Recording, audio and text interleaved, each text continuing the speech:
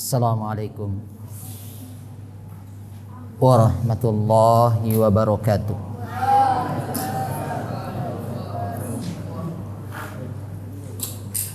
Alhamdulillah hamdan katsiran thayyiban mubarakan fi kama yuhibbu rabbuna wa yarda. Asyhadu an la ilaha illallah wahdahu la syarika lah iqraran bihi wa tauhida wa asyhadu anna Muhammadan abduhu wa rasuluh.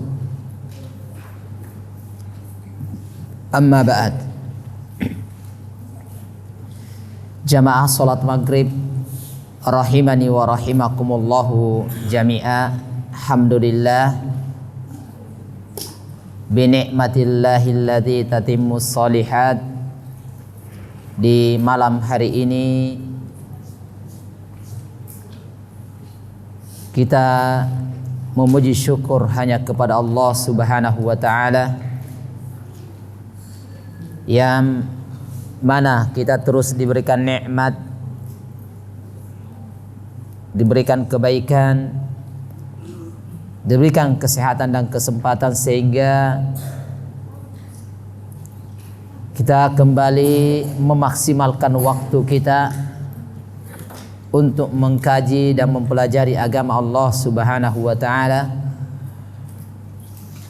Tiada lain kecuali kita ingin mengangkat kebodohan, kita ingin menambah wawasan berkaitan dengan agama Allah Subhanahu wa ta'ala untuk semakin dekat dengan Allah Sang Pencipta kita.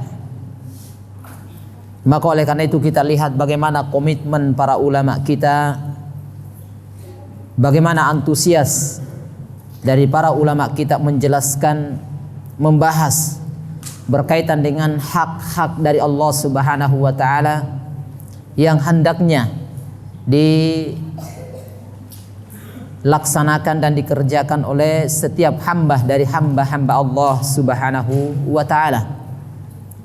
Salah satu dari risalah singkat yang kita baca ini adalah Al-Usulus Sittah, 6 dasar pokok di dalam agama kita, yang kita menganggap bahwasanya kitab ini adalah kitab yang sangat penting bagi kita. Dan alhamdulillah kita sudah menyelesaikan usul yang pertama dari kitab ini, di mana pada pertemuan sebelumnya telah kita sebutkan ikhlasuddin lillahi wahdahu la syarikalah. Itu dasar yang pertama. Kemudian dasar yang kedua, al-aslus tsani. Dasar yang kedua kata beliau, di mana Asy-Syaikh Muhammad Al-Mujaddid At-Tamimi rahimahullahu taala mengingatkan kita. Beliau mengatakan amarallahu bil ijtima'i fid din. Beliau mengatakan bahwasanya Allah Subhanahu wa ta'ala memerintahkan kita untuk berijtima', bersatu di dalam agama.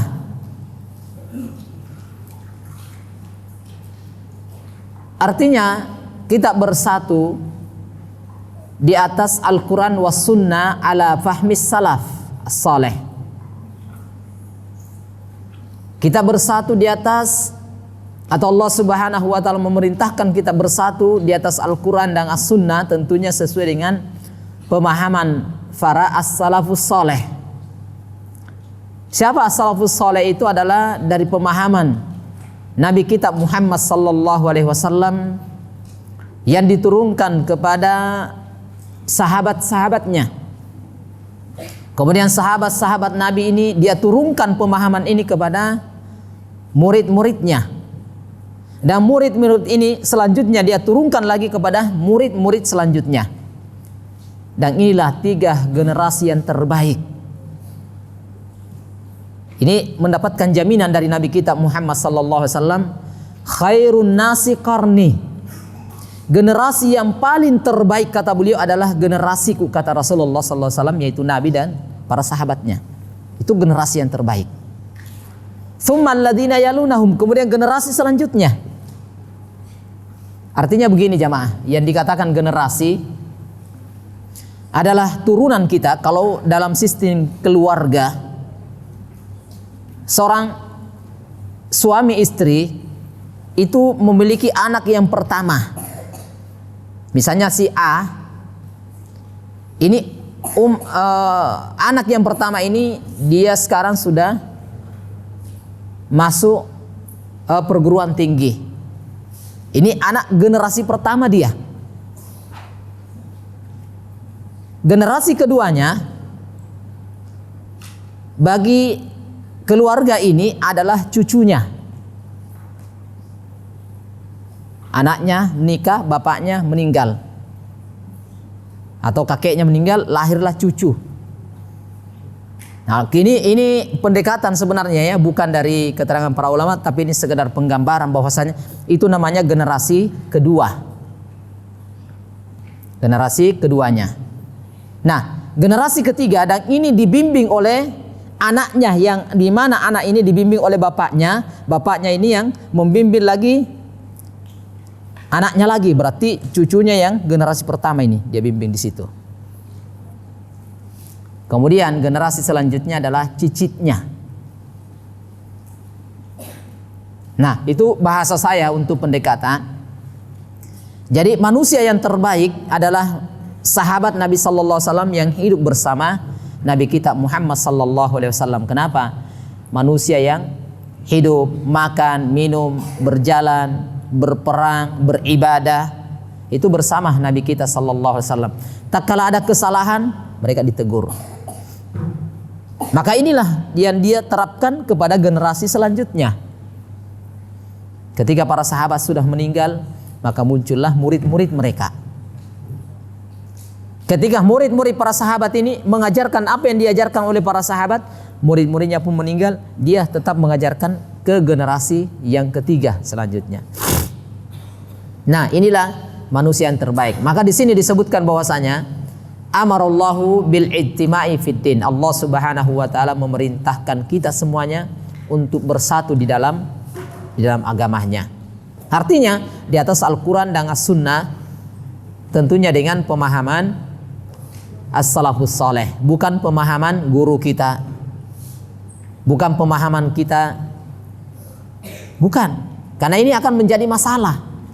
Ketika seseorang sudah mengatakan menurut saya, itu sudah selesai, hancur sudah. Sehingga Imam Ahmad itu rahimahullahu taala sudah dia ingatkan kepada kita semuanya. Beliau ingatkan, beliau mengatakan bahwasanya la tatakallam bikalamin. Jangan kalian mengucapkan suatu ucapan, jangan kalian melakukan suatu perbuatan ma laisa laka bihi imam, yang tidak ada pendahulu bagi kalian. Sehingga ketika ada atau kita melakukan sesuatu, hendaknya kita bertanya apakah ini ada salafnya, ada pendahulunya. Tapi disebutkan ya, bukan sekedar pendahulu, tetapi disebutkan as-salafus saleh, pendahulu-pendahulu yang saleh. Jangan sampai ada yang mengatakan, oh ini juga kan pendahulu. Seperti yang mencetuskan pertama kali terjadinya penyembahan kepada berhala, patung yang semisalnya pada kaum Nabi Nuh. Itu juga pendahulu. Maka tentunya itu tidak bisa kita contoh, tidak boleh kita tiru.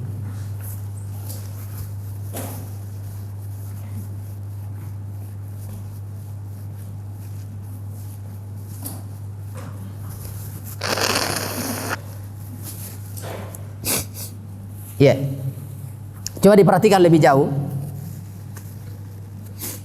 Jadi kata beliau,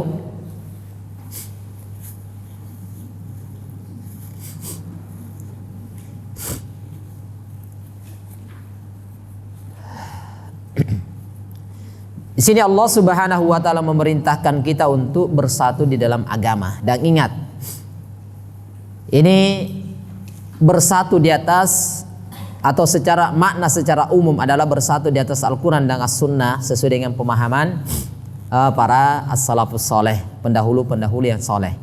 Adapun makna secara khusus persatuan di sini ini terbagi dua, dan ini yang butuh kita pahami. Yang pertama adalah al-istima', yaitu istima'ul muslimin, persatuan kaum muslimin di atas Al-Quran dan As-Sunnah. Tentunya di sini persatuan kaum muslimin di sini tentunya tahta royatil imam, di bawah kepemimpinan seorang pemimpin. Itu juga namanya persatuan. Sehingga ini dibahas banyak hal terkait dengan ini. Seorang muslim itu dia taat dan patuh kepada penguasanya. Walaupun seandainya penguasa yang berkuasa di negerinya dia itu menggulingkan atau menjadi pemberontak penguasa sebelumnya, terjadi kudeta. Misalnya, ini contoh. Ini kaum muslimin ini tetap harus taat. Ketika dia resmi menjadi penguasa, maka kita harus taat. Ini yang disebutkan dengan al-istima'ul muslimin tahta royatil imam, di bawah penguasa, seorang penguasa. Ketika dia sudah resmi menjadi seorang penguasa, kita harus as-sam'i wa ta'ah, kita dengar dan taat. Lihat, perhatikan lebih jauh kata beliau. Ketika seorang penguasa menggulingkan penguasa sebelumnya dengan cara kudeta, apakah dengan cara pemberontakan, atau bahkan dia membunuh penguasa sebelumnya, kemudian dia resmi berkuasa, maka seorang muslim dia harus taat kepada penguasa walaupun dalam bentuk dia kudeta menjadi penguasa. Ketika resmi maka sama dengan ditunjuk resmi, itu sama. Inilah yang dikenal dengan al-istima'ul muslimin tahta royatil imam. Sebenarnya jamaah yang dimuliakan oleh Allah Subhanahu wa taala, ketika seorang hamba itu berpegang teguh dengan agamanya, maka negara kita ini akan aman jamaah. Karena kita diikat dengan aturan syariat, harus mengikuti dan taat kepada penguasa yang menjadi penguasa di negeri tersebut. Walaupun terkadang penguasa itu punya kesalahan, barangkali juga mendolimi masyarakatnya atau yang lainnya, selama dia masih sholat, maka harus as-sam wa ta'ah, itu dengar dan taat. Bahkan disebutkan ini, kalau kita lihat sampai saat ini penguasa kita belum ada yang disebutkan oleh Nabi kita Muhammad sallallahu alaihi wasallam, belum ada. Dari penguasa-penguasa kita saat ini, dari Pak Presiden kita sampai hari ini, belum ada yang memukul kita, belum ada yang mengambil harta kita. Sedangkan Nabi SAW sudah ingatkan, kalau seandainya ada seorang penguasa yang mana dia berbuat zalim sampai dia memukul, daraba dhahrak, dia memukul pundak-pundak kalian. Ada seorang penguasa yang akhadha malak, dia merampas harta-harta kalian, tetap as-sam wa ta'ah. Ini subhanallah prinsip daripada agama kita, untuk tetap dengar dan taat kepada penguasa kita, selama dia tidak memerintahkan kita kepada kekufuran. Ini jamaah yang dimuliakan dan dirahmati oleh Allah Subhanahu wa taala. Maka jelas di sini adanya perintah dari Allah Subhanahu wa taala untuk bersatu. Kemudian wan nahyi anit tafarruq, di mana Allah Subhanahu wa taala dia perintahkan kita bersatu, berarti sebaliknya dari itu atau kebalikan dari itu adalah dia perintahkan untuk, atau dia larang kita untuk tafarruq, untuk berselisih.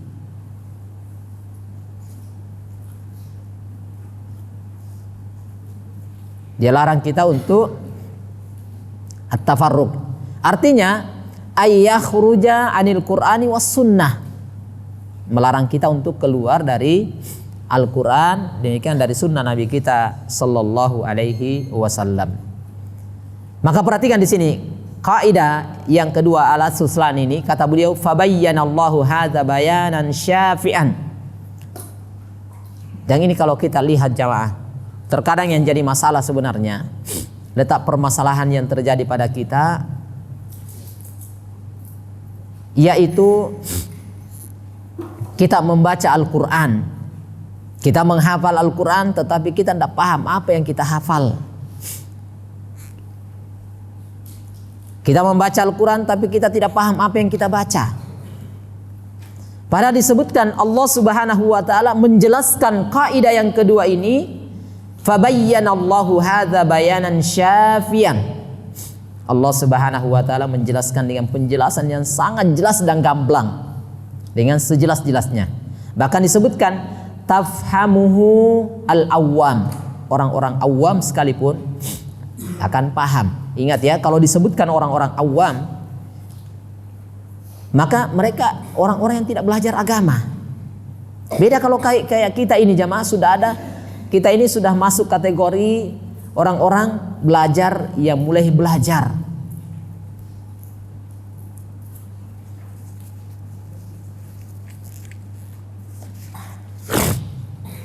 Maka disebutkan bahwasanya orang-orang awam sekalipun yang tidak belajar agama itu pasti paham penjelasan dan uraian dari Allah Subhanahu wa taala di dalam Al-Qur'an. Apalagi yang kita belajar agama. Apalagi yang kita menghafal Al-Qur'an, mengkaji siang dan malam, belajar siang dan malam. Tentunya kita jauh lebih paham daripada mereka. Tetapi ternyata terkadang kita saksikan orang-orang yang dianggap cerdas, orang-orang yang berpendidikan tinggi, seperti dia malah tidak paham tentang itu. Ini jamaah yang dimuliakan dan dirahmati oleh Allah Subhanahu wa taala. Lihat lebih jauh kata beliau.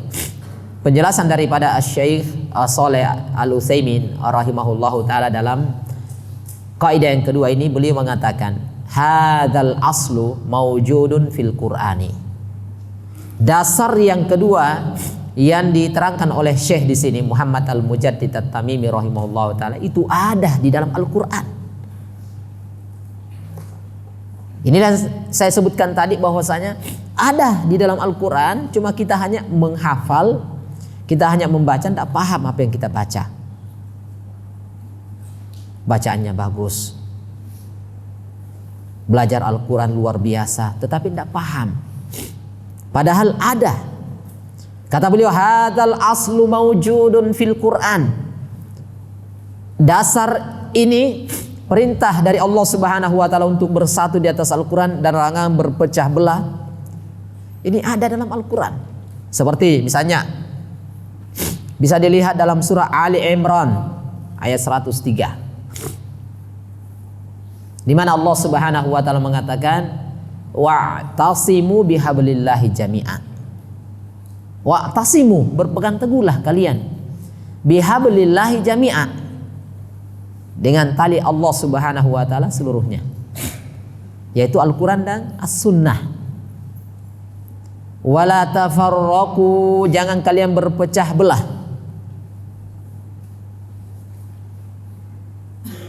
Ini dalam surah Ali Imran 103. Juga disebutkan dalam surah Ali Imran 105. Di mana Allah Subhanahu wa taala mengingatkan kepada kita innalladzina farraqu dinahum wa kanu syi'an lasta minhum fi syai' innama amruhum ilallah. Dia kata beliau innalladzina farraqu dinahum, sesungguhnya orang-orang yang memecah belah agama mereka, kanu syi'an, mereka berkelompok-kelompok. Kata Rasulullah sallallahu alaihi wasallam, atau dari keterangan Allah Subhanahu wa taala menerangkan nabi kita, lasta minhum, engkau Muhammad tidak masuk dalam mereka, fi syai', sedikit pun. Nah, perhatikan di sini. Ini sudah digambarkan sesungguhnya orang-orang yang farraqu dinahum, mereka berpecah belah dalam agama mereka. Bahkan wa kanu syi'an, mereka itu berkelompok-kelompok. Dari setiap dari kelompok ini mereka membanggakan kelompok mereka, merendahkan kelompok yang lainnya. Ini yang terjadi. Menganggap dirinya hanya dia yang benar. Ini yang terjadi, jemaah. Yang lainnya semuanya salah. Dia menganggap dirinya hanya dia yang bisa masuk surga, orang lain tidak. Nah ini, coba lihat. Ini akan muncul ketika sudah terjadi syiaan, maka sudah jelas akan saling merendahkan, menghina dan yang lainnya. Nah,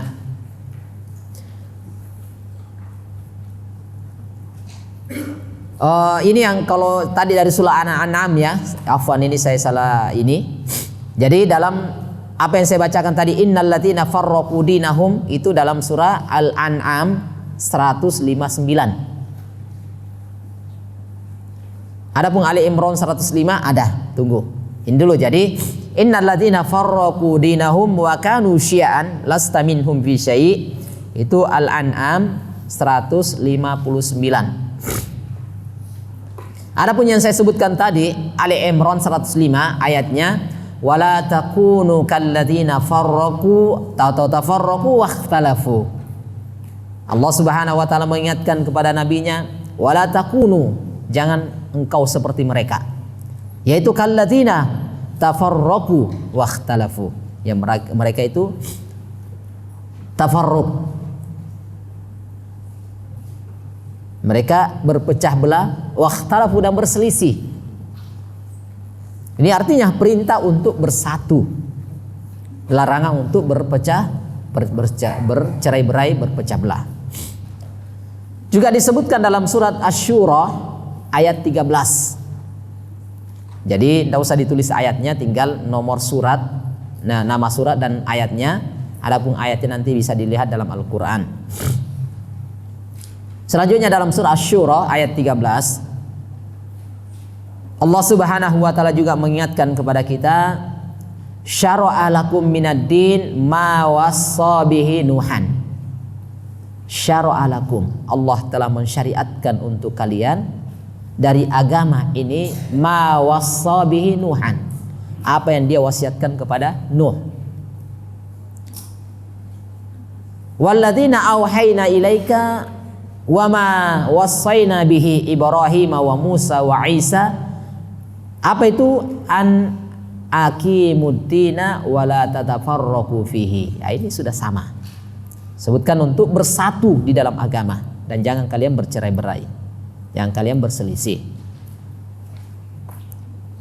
Itu yang diwasiatkan Allah kepada Nabi Nuh, itu juga diwahyukan kepada Nabi kita Muhammad sallallahu alaihi wasallam, itu juga yang diwahyukan kepada Nabi Ibrahim, Nabi Isa, Nabi Musa, dan nabi-nabi yang lainnya. Untuk bersatu di atas agama, jangan bercerai-berai, jangan berselisih.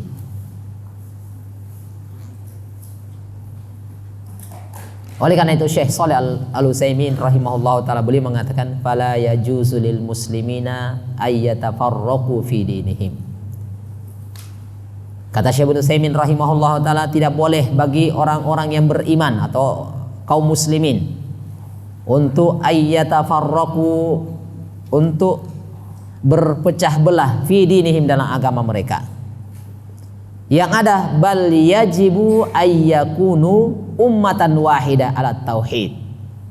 Dia sebutkan bahkan seharusnya, bahkan sebaliknya, wajib bagi mereka itu untuk bersatu menjadi ummatan wahidah di atas satu tauhid,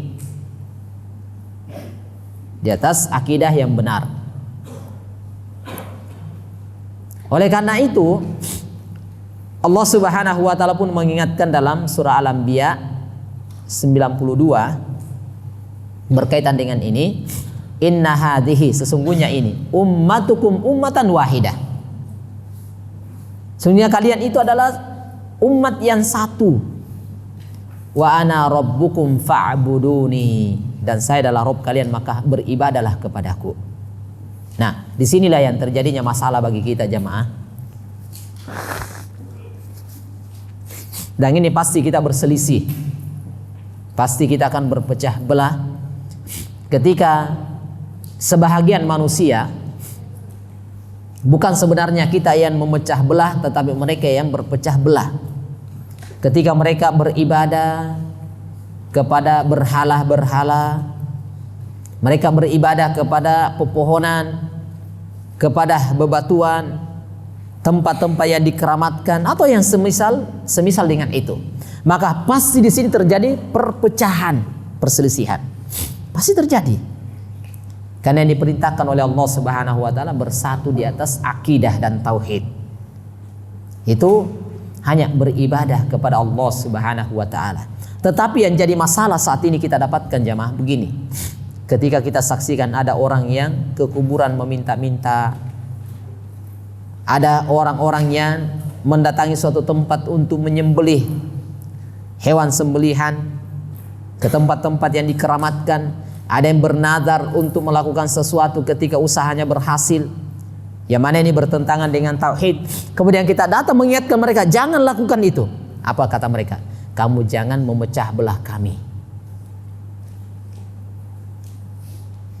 Kalau kita ingin balik bertanya jamaah, mereka itulah yang memecah belah agama. Karena Allah Subhanahu wa taala perintahkan kita untuk bersatu di atas tauhid dan akidah yang benar. Tapi mereka malah sebaliknya, pasti berpecah, pasti berselisih. Bukan kita yang memecah mereka, berselisih dengan mereka, tetapi mereka menyelisihi orang-orang yang bagus akidah dan tauhidnya. Nah ini. Kemudian selanjutnya kata Syekh Shalih Al-Fauzan hafizahullahu taala, ya, syarahnya yang kita pakai. Beliau mengatakan la yajuzu li ummati Muhammadin. Kata beliau Syekh Shalih Al-Fauzan hafizahullahu taala, tidak boleh bagi umat Muhammad, kalau memang kita ini merasa umat Muhammad sallallahu alaihi wasallam, an tatafarraqa fi aqidatiha. Karena akidah kita ini satu jamaah, akidah para nabi dan rasul satu. Mengisahkan dan mentauhidkan Allah dan menjauhkan yang namanya kesyirikan. Itulah akidahnya para nabi dan rasul. Ini kata beliau, la yajuzu li ummati Muhammad. Tidak boleh sama sekali bagi umat Muhammad itu untuk berbeda dari akidah mereka. Karena yang kita sebutkan la ilaha illallah. Hanya saja jamaah jadi masalah begini.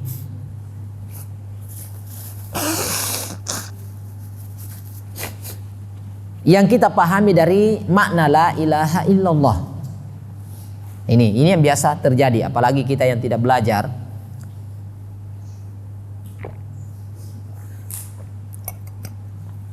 Sering kami ingatkan berkaitan dengan masalah kalimat la ilaha illallah. Mereka ini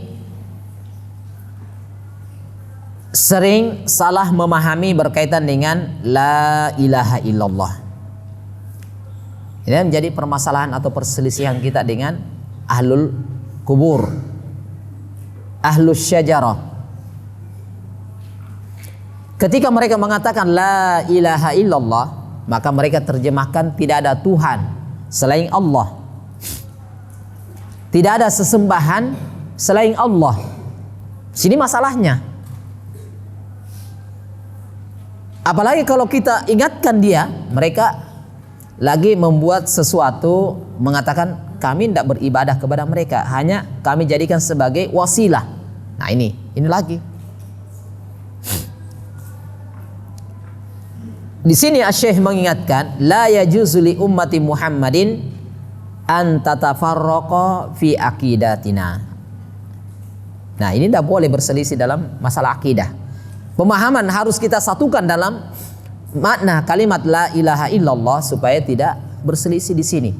Apa itu maksudnya? Adalah ketika kita mengatakan la ilaha illallah berarti bukan artinya tidak ada Tuhan selain Allah. Karena banyak yang dipertuhankan berarti itu semuanya Allah. Itu konsekuensinya. Ketika kita mengatakan tidak ada Tuhan selain Allah, tidak ada sesembahan selain Allah, banyak yang disembah, kuburan disembah berarti itu Allah. Tetapi makna yang benar, tidak ada sesembahan yang hak, tidak ada sembahan yang benar. Banyak yang disembah, tetapi itu tidak benar. Yang benar hanya sesembahan yang disembah hanya kepada Allah Subhanahu wa taala.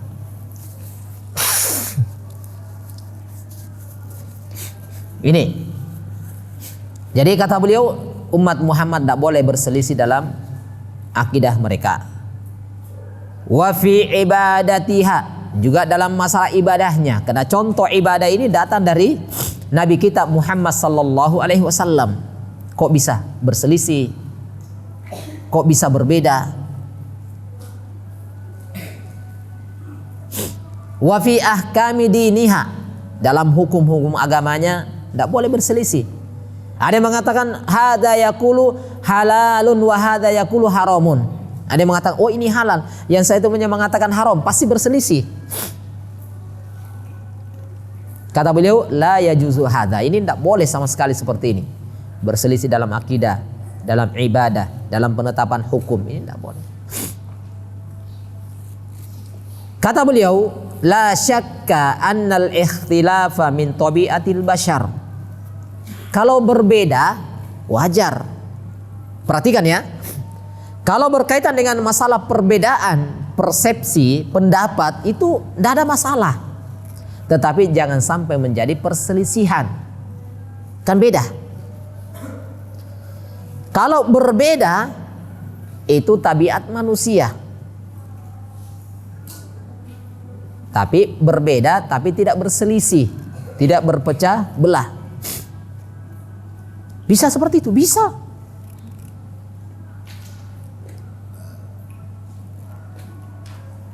Nah, ini jamaah yang dimuliakan oleh Allah Subhanahu wa taala. Ini banyak hal ya dalam masalah ibadah. Ini kita saksikan banyak. Misalnya contoh dalam sholat, kita lihat sebahagian orang ketika bangun dari ruku, ketika sami Allahu liman hamidah, kita dapatkan sebagian orang ketika sami Allahu liman hamidah maka dia kembali sedekap. Dan kita saksikan juga ada sebagian orang yang irsal. Irsal itu artinya tangannya lurus. Ketika sami Allahu liman hamidah, ada yang kembali dia lipat tangannya. Ada yang sebagian kita lihat dia irsal lurus ke bawah. Sami Allahu liman hamidah, lurus ke bawah. Ini kan berbeda namanya. Tapi apakah perbedaan ini menjadikan kita berselisih? Ini tidak boleh. Apalagi kalau yang berbeda dalam masalah penetapan, melihat dalil, itu para ulama, itu mereka ahlul ijtihad. Orang yang ahlul ijtihad. Atau mau lihat yang sering juga buat masalah adalah berkaitan dengan membesarkan basmalah. Oh ini juga sebagian orang ketika imamnya membaca basmalah tapi sir kecil, maka dianggap ini sholat tidak syah. Ada juga yang mengatakan bahwasanya bacaan basmalah ini sir, bukan jahar, bukan dibesarkan, maka dia berselisih juga. Hanya dia bertengkar. Ini jadinya berselisih dan bertengkar. Ketika sudah terjadi perselisihan, terjadi pertengkaran, itu akan menyebabkan hati akan mengeras.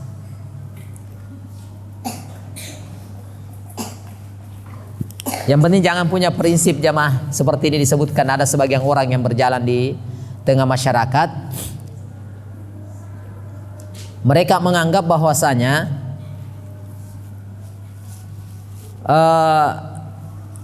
ikhtilafu ummati rahmah.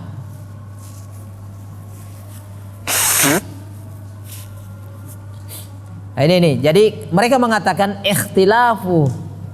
al-ikhtilafu atau ikhtilafu ummati rahmah. Perselisihan umat itu adalah rahmat. Oh ini musibah jamaah kalau ada yang memahami begini. Bahkan kata Syekh Shalih Al-Fauzan, al-ikhtilafu laisa rahmah. Perselisihan itu bukan rahmat. Kata beliau, al-ikhtilafu azabun, itulah azab. Tapi sebagian orang mengatakan, atau ikhtilaf ummati rahmah. Bukan itu jamaah. Kita tidak bisa pungkiri bahwasanya manusia punya sifat berbeda. Ini saya contohkan mungkin ya, dalam rumah tangga. Ya sabar-sabar ini adik-adik yang belum berkeluarga, kebanyakannya belum berkeluarga, masih anak muda, masih anak-anak. Tapi dalam rumah tangga saja, dalam lingkup kecil itu terjadi perselisihan. Istrinya mau ke barat, suaminya mau ke timur, bertengkar. Istrinya minta diantar ke mall, suaminya mau istirahat, pasti bertengkar. Sama dengan kakak beradik. Kakaknya minta dibelikan makanan, adiknya tidak mau. Nah, muncullah sesuatu yang menyebabkan dia bertengkar. Ini dalam lingkup kecil ini. Artinya terjadinya perbedaan. Itu wajar sebagai manusia biasa, tabiatnya manusia berbeda. Tapi bukan berarti adanya perbedaan itu menjadikan perselisihan. Karena perselisihan itu ikhtilafu ummati azab. Perselisihan umat itu adalah azab, bukan rahmah. Karena iya jamaah, ketika kita sudah berselisih, coba misalnya sesama santri satu kamar, dia bertengkar, dia berselisih sampai bertengkar. Apa yang terjadi? Tidak akan nyaman itu. Tidak akan nyaman. Maka ini yang kita hindari jamaah yang dimuliakan dan dirahmati oleh Allah Subhanahu wa taala. Berselisih wajar, tetapi jangan dijadikan itu ajang untuk bertengkar. Si A hari Senin itu harus pakai baju merah putih. Ini contoh ya. Yang satunya tidak, harus pakai baju batik. Yang satunya maunya senangnya pakai baju batik hari Senin, yang satunya merah putih. Terserah. Yang jadi masalah ketika diperselisihkan, artinya bertengkar. Nah, ini jadi masalah. Ini jamaah yang dimuliakan oleh Allah Subhanahu wa taala. Jadi kata Syekh Shalih Al-Fauzan, la syakka annal ikhtilafa min tabiatil bashar. Berbeda itu wajar, biasa. Bersaudara satu senangnya pakai baju putih, yang satunya senangnya pakai baju merah. Adiknya lagi senangnya pakai baju warna hitam. Berbeda mereka. Tapi jangan jadikan perbedaan ini sebagai sarana untuk saling menjatuhkan. Nah, biasanya terjadi begini, kenapa? Saling mengejek. Yang putih senangnya dia kenapa putih, bersih. Tapi pekerjaannya berat, sedikit kena noda langsung kelihatan. Yang satunya agak malas, yang terutama yang warna bajunya hitam, biar kotor-kotor tidak kelihatan. Nah, akhirnya dia sebutkan dasar pemalas.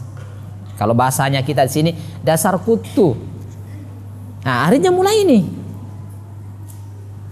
Di sini asalnya dia berbeda, tidak ada masalah, silakan berbeda, tapi jangan sampai dijadikan ajang perselisihan. Itu jadi masalah. Itu haknya dia. Selama tidak melanggar aturan syariat. Yang penting jangan satunya memperlihatkan auratnya, satunya bagus pakaiannya. Oh, enggak apa-apa berselisih. Wah, ini bahaya kalau begini. Itu lain masalah. Jadi, ini jamaah yang dimuliakan oleh Allah Subhanahu wa taala, syariat dari agama kita, kalaupun seandainya mengharuskan kita berselisih, maka yuhsamu birruju'i ilal kitabi was sunnah. Kita kembalikan kepada Al-Quran dan As-Sunnah. Kita kembalikan ke situ. Kita kembalikan kepada bagaimana yang dituntunkan, diajarkan oleh Al-Quran dan As-Sunnah. Oleh karena itu, di dalam surah An-Nisa ayat 59 Allah Subhanahu wa taala mengatakan, fa in tanaza'tum fi syai', jika kalian berselisih tentang sesuatu, farudduhu ilallahi war rasuli, kembalikan kepada Allah dan Rasulnya, kembalikan kepada Al-Quran, kembalikan kepada hadits Nabi kita Muhammad sallallahu alaihi wasallam. Jika in kuntum tu'minuna billahi wal yaumil akhir, jika memang kalian beriman kepada Allah dan hari akhirat. Nah, ini yang memang butuh diperhatikan jamaah. Jangan mempertahankan pendapat. Amma ma yaqulu kullun yabqa ala madhhabihi wa kullun yabqa ala aqidati wan nasu ahrarun fi araihim wa yutalibuna bi hurriyatil aqidah wa hurriyatil kalimah. Oh, ini bahayanya di sini.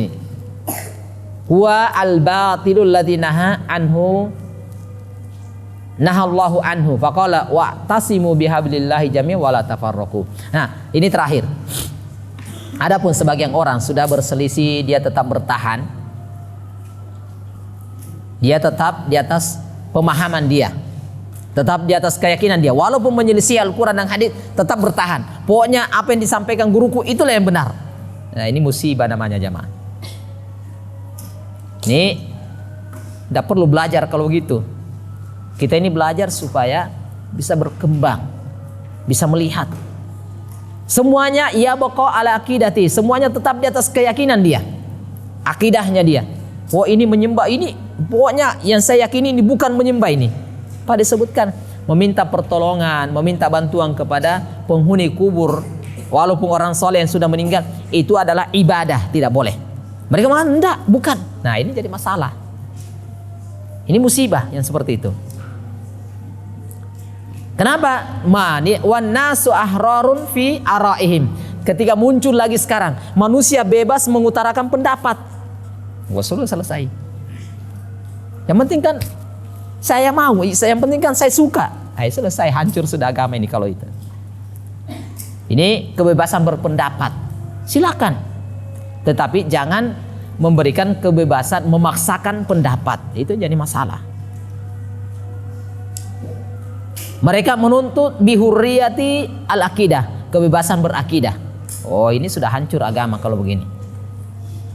Apalagi kalau dia berdalil lakum dinukum waliyadin. Itu batil lagi.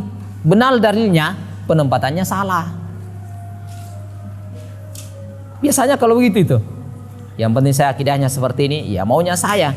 Ini kan lakum dinukum waliyadin. Agama kalian untuk kalian, agama aku untuk kalian. Ini kalian Islam atau bukan? Kan begitu. Kalau Islam berarti nabinya Muhammad sallallahu alaihi wasallam. Adapun agama yang lain itu lain nabinya, walaupun ajarannya sama sebenarnya yang diajarkan oleh nabi-nabi mereka. Jadi tidak boleh ya. Ketika terjadi perselisihan, inilah yang diperintahkan oleh Allah Subhanahu wa taala, perintah untuk bersatu di atas Al-Quran dan As-Sunnah sesuai dengan yang dipahami oleh para sahabat Nabi kita Muhammad sallallahu alaihi wasallam. Kalau memang terpaksa kita berselisih, maka kembalikan kepada apa yang dituntunkan oleh Al-Quran dan Sunnah Nabi kita Muhammad sallallahu alaihi wasallam. Ini mungkin sedikit insyaallah ta'ala kita ingatkan, dan kita akan lanjutkan pada pertemuan yang akan datang insyaallah ta'ala. Wallahu ta'ala a'lam bissawab. Saya kira cukup insyaallah. Sedikit yang bisa kita ingatkan dari dasar yang kedua, yaitu perintah dari Allah Subhanahu wa taala untuk bersatu di atas untuk bersatu, kemudian larangan untuk berpecah belah atau berselisih. Berbeda wajar, tapi jangan dijadikan perselisihan dan dijadikan sebagai ajang perpecahan. Ini wallahu ta'ala a'lam bissawab.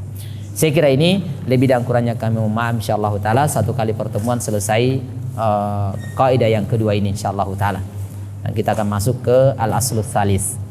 Saya kira ini wallahu taala a'lam bissawab. Cukup, lebih dan kurangnya mohon dimaafkan. Wallahu taala bissawab. Subhanakallahumma rabbana wa bihamdik asyhadu an la ilaha illa anta astaghfiruka wa atubu ilaik.